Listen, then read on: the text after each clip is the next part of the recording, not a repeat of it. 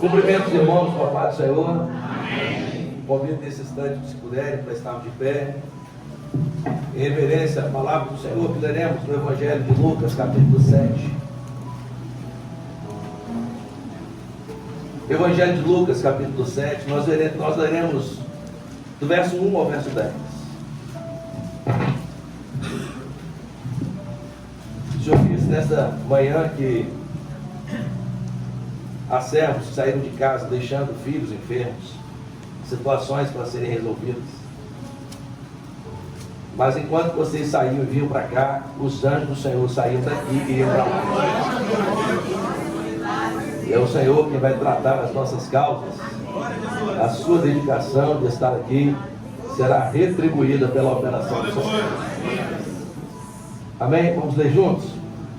A palavra do Senhor diz assim: e depois de concluir todo esse discurso perante o povo, entrou em Cafarnaum. E o servo de um certo centurião, a quem muito estimava, estava doente e moribundo. E quando ouviu falar de Jesus, enviou-lhe uns anciãos dos judeus, rogando-lhe que viesse curar o seu servo. E chegando eles junto de Jesus, rogaram-lhe muito, dizendo: é digno que lhes conceda isso, porque ama a nossa nação. E ele mesmo nos edificou a sinagoga. E foi Jesus com eles. Mas quando já estava perto da casa, enviou-lhe o centurião uns amigos, dizendo-lhe: Senhor, não te incomodes, porque não sou digno de que entre debaixo do meu telhado. E por isso nem ainda me julguei digno de ter contigo. Dize, porém, uma palavra, e o meu criado sarará. Porque também eu sou um homem sujeito à autoridade, tenho soldados sob o meu poder. E digo a este: vai, e ele vai. A outro: vem, e ele vem. E ao meu servo: faze isto, e ele faz. E ouviu isto Jesus, maravilhoso dele, e voltando-se disse à multidão que o seguia: digo-vos que nem ainda em Israel tenho achado tanta fé.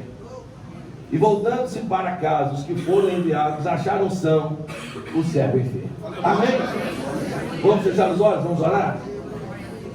Eterno Deus, nós te exaltamos nesta manhã, nós te glorificamos, porque de forma gloriosa, poderosa, maravilhosa, o Senhor já nos visitou nos louvores que cantamos. Senhor, como é bom te adorar, como é bom poder dizer que nós temos o Senhor que zela de nós. Mas nós ainda te pedimos, ó Deus, que neste momento que aqui passaremos juntos, o Senhor nos visite na sua palavra, em nome de Jesus. Amém. A igreja pode se assentar. Queridos, o texto que lemos, de certa forma, como o pastor disse assim, ó, a ceia hoje é com os obreiros, com aqueles que têm função, é com a turma que a gente chama de pé de mesa mesmo, né, que sustenta todas as coisas. A turma conhece o texto, né? Todo mundo conhece esse texto. Um homem centurião, porque ele tinha uma centúria, cuidava de 100 soldados. Depois, anos depois, começou a diminuir para 80, né? Centúria deixou de ser 100 e virou 80. Mas ele tinha 100 soldados, ele era romano. Ele tinha um servo em casa passando mal, enfermo, e a palavra diz assim que ele estava enfermo e moribundo. Parece a mesma coisa, mas não é. O enfermo é aquele que pode sarar, é aquele que toma um Tilenol e a dor de cabeça passa, é aquele que toma um meloxicam, né, para tratar toma um anti-inflamatório e melhora. O moribundo não. O moribundo é aquele que é mandado para casa quando o médico fala bem assim: pode levar para casa, porque o que podíamos fazer já foi feito. Ele está mais próximo da morte do que da vida. O moribundo é isso. Por isso que a palavra frisa que ele estava nessa condição. Mas o centurião, a palavra diz assim que gostava muito dele, estimava muito aquele servo. E ele pediu aos anciãos de Israel, ele pediu aos anciãos, disse: olha, eu ouvi de Jesus, vai até ele e fala com ele como é que está aqui. Os centuriões foram, os anciãos foram, e os anciãos chegaram lá e disseram assim: ó, é digno que lhes conceda isso, porque ele ama a nossa nação. Foi isso que nós lemos, tá? Só estou repetindo. Ele nos ama. Pode ajudar ele, porque ele merece. Aí Jesus foi com eles. Então os anciãos e Jesus andando junto com eles, todo mundo junto, né? Aí, de repente, Jesus é abordado agora por uns amigos. Falaram, ó, o centurião te mandou outra mensagem. É mesmo? Qual é? Ele disse assim, Senhor, não sou digno de que entre debaixo do meu telhado. Eu tenho certeza que assim como eu, o Senhor é um homem de autoridade.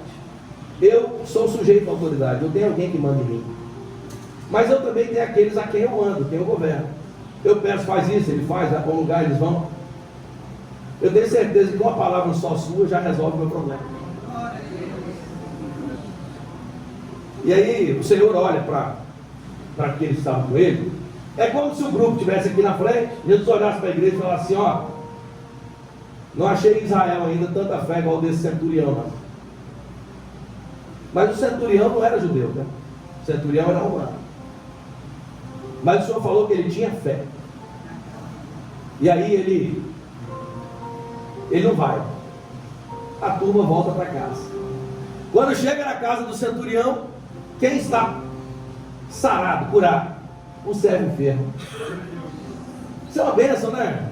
A gente lê um texto desse, fica feliz. Mas o que é que isso tem de importância, significado para mim e para você, que temos as nossas atribuições na fé? Cada um aqui sabe o que faz. Você é professora, grupo de louvor, instrumentista, obreiro, diácono, ungido, pastor, senhora de frente, limpa a igreja. Quem é você hoje neste culto? Porque às vezes a gente lê a palavra do Senhor e não se pergunta qual é o propósito, o que é que o Senhor está falando. Por que é que esse texto está escrito na palavra? A Bíblia não é um livro de histórias que você vai lendo e achando legal ou interessante. A Bíblia é a palavra viva de Deus. E se você, cheio do Espírito Santo, ler, você vai procurar entender o que o Senhor está falando em você ali. E o texto começa dizendo assim, que depois de concluir o discurso, depois de concluir a palavra, depois de concluir aquilo que deveria ter sido feito, aquilo que deveria ter sido pregado, depois de concluir, Jesus entra em Cafarnaum. Não antes, Jesus entra depois. Sabe por quê? Porque eu e você precisamos ter a consciência de que quando nós somos convocados para esta obra, quando nós somos convocados para a função que nós temos hoje, a mensagem de salvação que nós levamos, Jesus já tinha concluído ela no Calvário. E a Cafarnaum que está escrito aqui é a minha e a sua história. A Cafarnaum que está aqui é o lugar onde eu e você estávamos. Porque Jesus é quem entrou em Cafarnaum. Não foi Cafarnaum que foi até Jesus, mas foi Jesus quem foi até Cafarnaum. Não foi você quem procurou o Senhor. Foi o Senhor que foi por becos, valados, charcos de lodo e resgatou a minha e a sua vida. E eu e você precisamos ter essa consciência. Primeiro ele conclui. Agora aparece um centurião romano que ouviu a palavra. A palavra diz assim, e ouviu falar de Jesus. Está escrito aqui, ó. E quando ouviu falar de Jesus, enviou. Por que é que esse centurião aparece neste cenário? Porque cada um de nós que aqui está, nós somos ovelhas de um rebanho. E o rebanho que se reúne, a igreja que se reúne tem um pastor. O pastor que cuida de você é como esse centurião aqui, eles são iguais. Por quê? Porque nós somos convertidos. Nós não éramos judeus, mas nós um dia ouvimos a palavra. E é isso que o pastor faz. O pastor nessa obra, ele transmite, ele indica, ele aponta Jesus. O centurião ouviu de Jesus, ele ouviu. E quando ele ouviu, ele creu. E ele disse assim, ó, pega os anciãos aqui e vão lá para mim, por favor, e procura Jesus. O centurião não falou de outra coisa. O centurião não falou de outra pessoa. O centurião não falou de um livro bom, de um canal do YouTube bom. Não, o centurião falou de Jesus. Eu ouvi de Jesus e criei. E agora eu estou transmitindo a mensagem que eu escutei. Você quer uma bênção? Venha Jesus. Não é isso que a gente canta? Venha Jesus hoje sem tardar. Não é isso? É por isso que essa obra que você serve há 10, 15, 20, 30 anos ou 2, nós não temos outra mensagem. nós não temos outro assunto, nós não temos outra coisa a se dizer, porque para nós pregamos aquilo que nós ouvimos, e um dia, quando ouvimos Jesus, nós amamos Ele. E você, às vezes você está nessa jornada, né?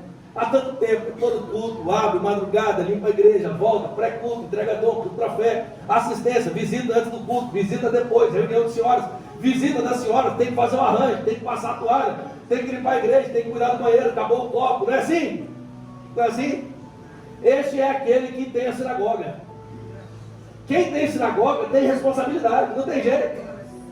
E aí a palavra diz assim, que os anciãos, quando se apresentaram ao Senhor, os anciãos, quando se apresentaram, disseram assim, estando eles junto de Jesus. A palavra frisa isso. Estando eles junto. Eu pergunto para vocês, irmãos. Você tem duas pessoas caminhando. Um do lado da calçada, o outro do outro. Você vai deduzir que eles estão juntos? Não. Mas quando a pessoa está andando junto, um do lado do outro, você fala assim, eles estão juntos. Não é assim? Quanto mais perto, a gente define, ó, ele está junto. Quando os anciãos estiveram junto de Jesus, estiveram perto, eles falaram. Sabe por quê? Porque nessa obra, o pastor não usa os próprios recursos. O pastor usa o recurso do povo. Aquele centurião usou os anciãos para poder ir até o Senhor. Quem que está aqui que é obreiro, que é grupo de louvor, que é grupo de intercessão, que é senhora de frente? E aí você às vezes é o pastor estrategicamente usando cada grupo. Porque a função do pastor é essa. Ele precisa identificar quem foi que identificou o servo enfermo. O pastor, o centurião. Aí ele fez o quê? Vamos excluir, não está bem, joga fora da igreja, tira esse rapaz daqui, tira esse camarada daqui, porque o servo está mal. Essa é a função do pastor? Não. A palavra já começa falando antes. Ele estimava muito. Eu não sei qual é a função que você exerce. Não pense você que o seu pastor não gosta de você não, tá? Seu pastor te ama. Seu pastor te ama. E às vezes você não está sabendo. Mas tem um grupo de intercessão orando pela sua vida. Você não está sabendo, mas tem um grupo de oração orando por você. Enquanto você está moribundo e enfermo, o pastor já identificou que você não está bem. Ele sabe que Jesus já concluiu a mensagem. Ele é a salvação, Ele é a porta aberta para o céu, Ele é o perdoador, Ele é o restaurador, Ele é o transformador. Aí ele pega o grupo dele, não é para falar mal de você, é para dizer assim, vamos orar por ele. Nós vamos orar, nós vamos buscar o Senhor. E aí você olha um grupo de servos, você não sabe, que estão fazendo jejuns por você, que estão fazendo madrugadas às 3 horas da manhã por você, que estão com os joelhos dobrados, ele e Jesus, juntos, andando lado a lado, falando assim, Senhor, restaura o pastor Jeová. Não é assim? Restaura o Luiz Carlos, restaura o João, restaura a fulana, restaura a ciclano, junto dele. Se você não tivesse essa igreja que você pertence hoje, se você não tivesse esse polo, você não tinha quem orar por você. Mas você precisa ter a consciência que quando você estava só, sozinho, fraco, sem conseguir exercer as suas funções de servo, você foi restaurado porque uma igreja orou pela sua vida. Glória a Jesus. A oração foi lá pedir, Senhor. E é interessante que a palavra diz assim, né? Começa dizendo assim, é digno que lhes conceda isso, porque Ele ama a nossa nação. E aí a palavra diz assim, e Ele mesmo construiu para nós uma sinagoga. É interessante esse contexto, né? Porque a palavra podia dizer assim, olha, esse rapaz é muito bom, ele merece, sempre que pode ele dá uma cesta básica, ele... Não, a palavra não diz isso. A palavra diz que ele construiu a sinagoga ele mesmo. Ele mesmo, não terceirizou não. Ele mesmo fez. Mas o homem era romano, não era judeu. A palavra não diz que ele construiu um quarto. A palavra não diz que ele construiu um ambiente. A palavra diz que ele construiu uma sinagoga. E sinagoga tem modelo. Sinagoga tem perfil. Sinagoga tem estilo. Assim é a função do pastor na obra. Como ele se converteu, ele não constrói a obra, ele não realiza a obra Ele não molda a obra do jeito que ele quer. Qual é o molde?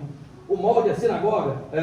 Qual é o molde que o povo adora, que o povo se reúne, que o povo ora? Qual é o molde? Não, o molde é a igreja amada do Cordeiro, não pode mexer não. Ah, é? Como é que é? Vou explicar para você. Vai fazer coluna, vai ter cortina, vai ter um altar na entrada, não é assim? Vai ter um incensário, vai ter um candelabro de 7 pontas, não é assim? O sumo sacerdote vai entrar uma vez por ano, vai ter um cortinado separando os ambientes, porque nessa obra, o pastor, ele constrói para que você congregue. Esta obra que existe hoje, ela existe porque pastores, homens, servos e servas juntos estão trabalhando para que um culto aconteça. Essa reunião aqui não foi marcada pelo Zap. Não foi assim, domingo de manhã, você vai fazer o que, fulano? Eu ia para a praia dar jet ski. Não. O Senhor nos deu uma direção. Nós precisamos fazer uma ceia, porque os moldes têm que ser construídos do jeito que o Espírito Santo revela.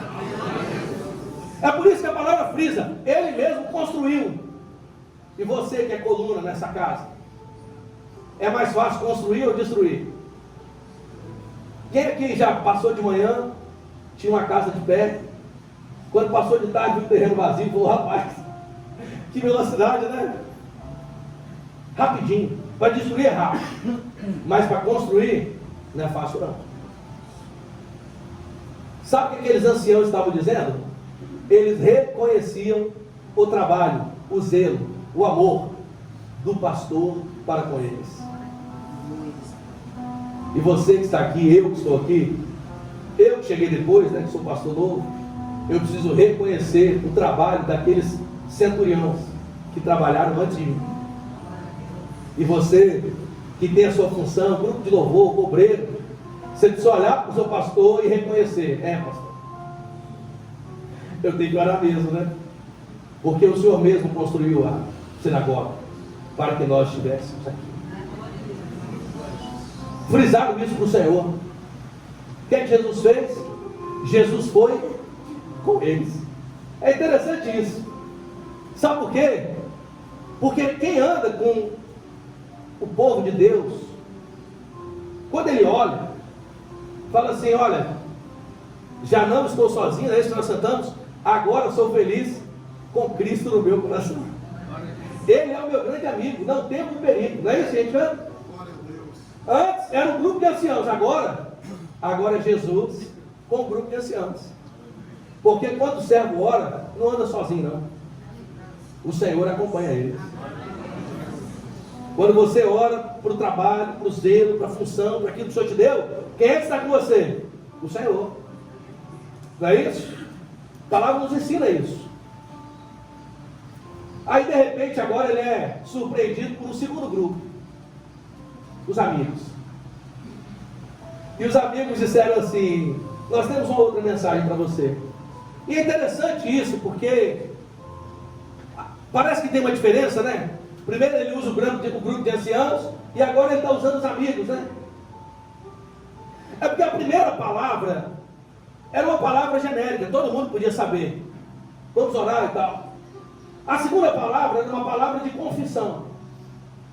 O centurião estava confessando, eu não sou digno. E às vezes você vê o pastor, ele tem 2, 3 ali que ele conversa mais, né? E às vezes você não sabe não, mas isso é normal, tá? Para quem não está sabendo, isso é normal no meio dos pastores, tá? Você passar na igreja assim, 3 horas da tarde, um dia de semana, e ter só 2 orando. Você não sabia, mas ele foi lá, abriu a igreja, botou de joelho, orou sozinho. Ele e o Senhor, ele mais 2 diáconos. Ou às vezes você chega 4 horas da manhã, 5 horas da manhã, e está o pastor lá com os diáconos de joelhos orando. Jesus era assim também. Aí ele inclusive até falou, né, não chamo mais vocês de, mas vou chamar de amigo, né? Jesus era assim também, isso não é novidade não. Mas há assuntos que o pastor não abre para todo mundo. Ele abre para alguns. O pessoal vai lá e fala com Jesus assim, Senhor, eu não sou digno de que entre debaixo do meu telhado. E aqui eu vou parar e fazer uma pergunta para vocês. Os anciãos disseram o quê? É digno que lhes conceda isso. porque ele ama. Aquele pastor amava o servo, aquele pastor amava a nação, ele amava todos. E aí disseram assim: é digno.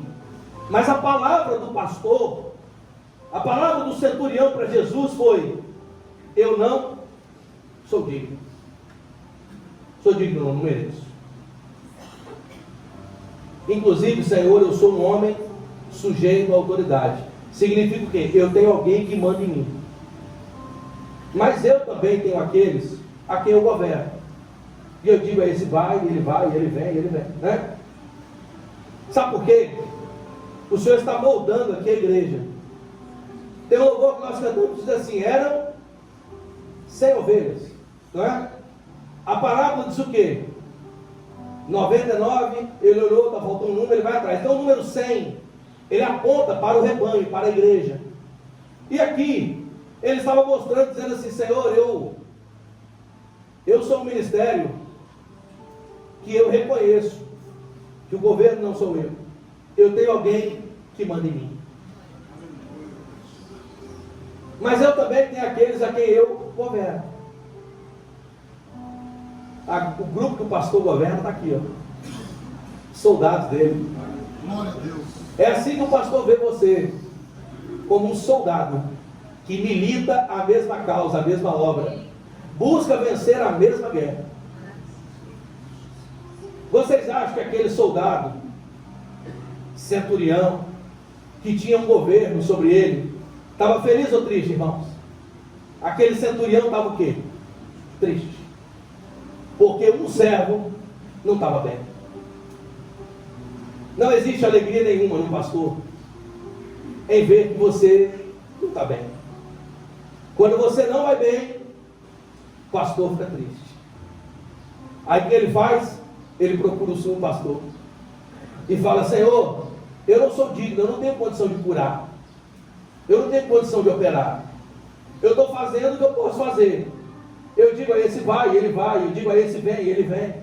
Eu peço para ir para cá e ele vai. Eu peço a outro faz, ele faz. Mas uma coisa eu tenho certeza, eu aprendi: a tua palavra cura tudo. Aleluia, glória a Deus. Basta somente uma palavra tua, e o meu servo, o meu criado sarará. Ele se humilhou e glorificou ao nome de quem? Do Senhor. É por isso que nesta obra o pastor vaidoso não fica. Ninguém é maior do que Jesus, o perdoador da nossa vida. Glória a Deus, glória a Deus. E quem transmite essa mensagem para você é o pastor. É por isso que às vezes você se aproxima do pastor e o pastor cuida de você de um jeito diferente, né? Parece que a uns o pastor ele trata de um jeito, outro ele trata de outro, porque é a identificação do rebanho. Mas o pastor podia ter dito assim: Senhor, eu estou com um problema na minha igreja, vai lá porque eu não quero me expor. Senhor, eu estou com um problema lá no rebanho, cuida lá porque eu não quero me expor. Não, esse centurião não pedia por ele mesmo, ele pedia por outro. O pastor nessa obra que se dedica, que trabalha, que tem inúmeras funções, ele ama você, e quando ele pede por você, porque ele sabe que você é um servo que ele estima muito. E ele falou assim: Senhor, trata com a palavra. Aí o pastor senta com você e trata como? Trata com a palavra, né? Ó, a palavra do Senhor nos ensina isso, meu irmão. Não é que eu estou querendo mandar na sua vida não, né? Mas vamos pegar junto. Aí o pastor senta e fala assim: estou tirando pouco para madrugada. Aí abre a palavra e fala assim: os que de madrugada me buscam, me acharão. Aí às vezes você não está conseguindo, daquele jeito, daquele ritmo, daquela jornada. O pastor senta com você e fala: olha, ele dá força ao cansado, irmão. Está escrito aqui em Isaías. E multiplica a força daquele que não tem nenhum vigor. Sabe por quê? Porque o pastor nesta obra reconhece: ele não tem condição, ele não é digno. Mas a palavra trata tudo. A palavra trata.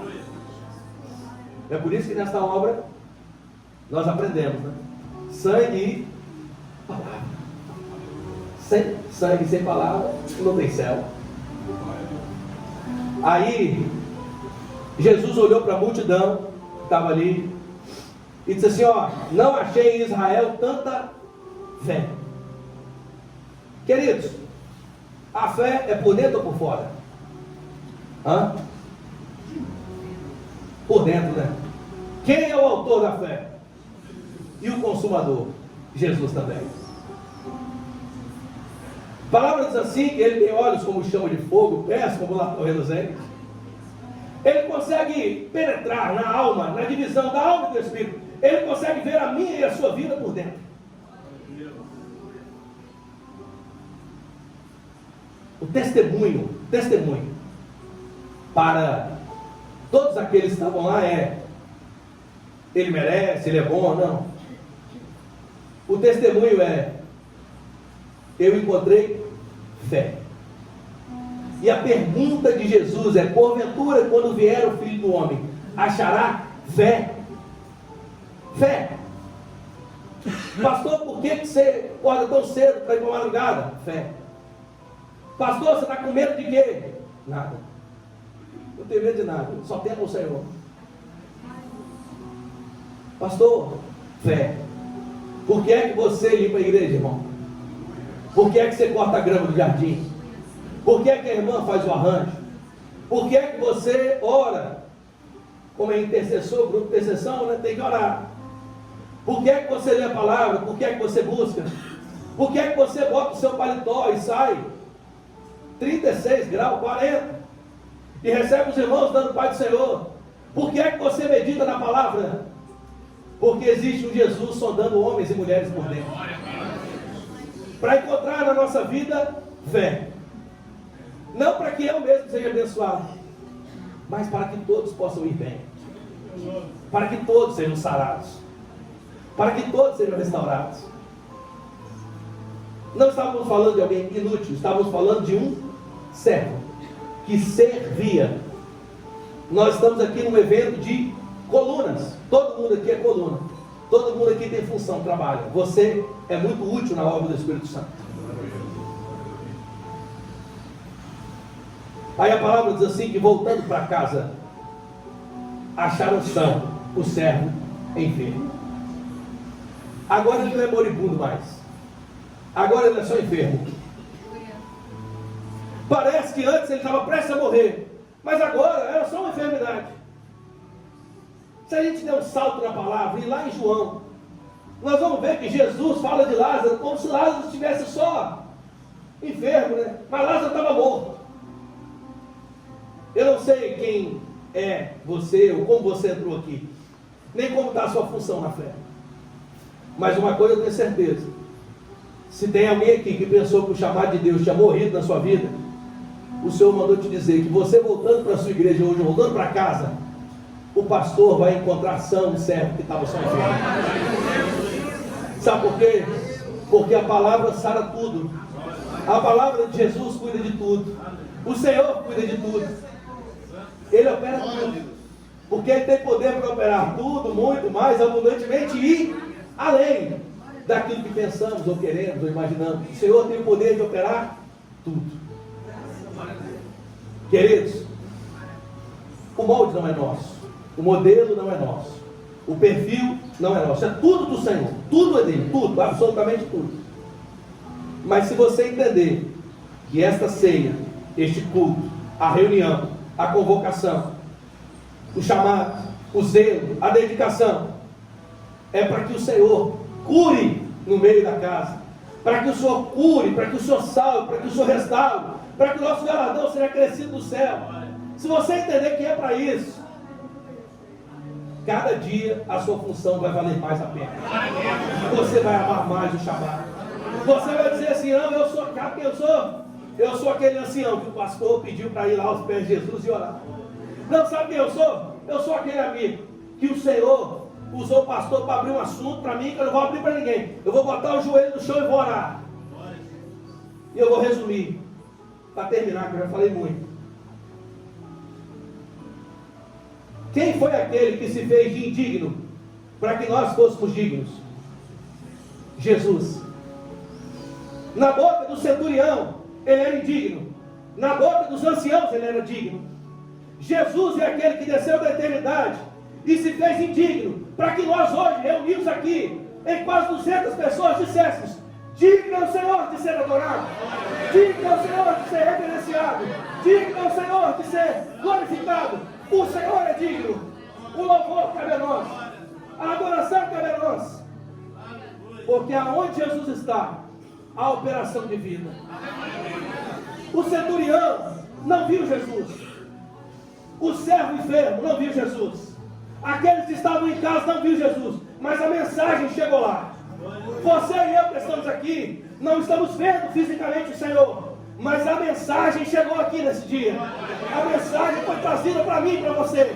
E o que eu e você precisamos receber é a palavra de vida. Porque a fé restaura tudo. A fé transforma tudo. A comunhão muda tudo. Então, se você está aqui em algum momento, você olhou para a igreja que você reúne, para o polo que você está, para o pastor que cuida de você, e pensou assim: eu não sei se eu quero ficar, eu não sei se aqui é o meu lugar, eu não sei. A minha palavra para você é: ame muito esse rebanho, ame muito esta obra, ame muito o chamado que o Senhor te fez, porque você só está de pé, porque esse grupo aqui orou para que o Senhor te restaurasse. O ministério desta obra tem humildade. Senhor, eu sou um homem sujeito à autoridade. Quando o pastor não fizer alguma coisa, glorifique o nome do Senhor, porque ele tem alguém que manda nele. Ele não é o dono, ele está cuidando. E você é aquele que ele tem autoridade. Não é o soldado que escolhe o centurião. Às vezes, vai olhar e falar: o pastor mandou fazer, faz. Seja um bom soldado, milite a causa. Porque você pode ter certeza de uma coisa: você vai orar para o rebanho, vai orar para os irmãos, vai orar para a sua igreja, e vai ver servos enfermos sendo restaurados pela sua oração. Aleluia.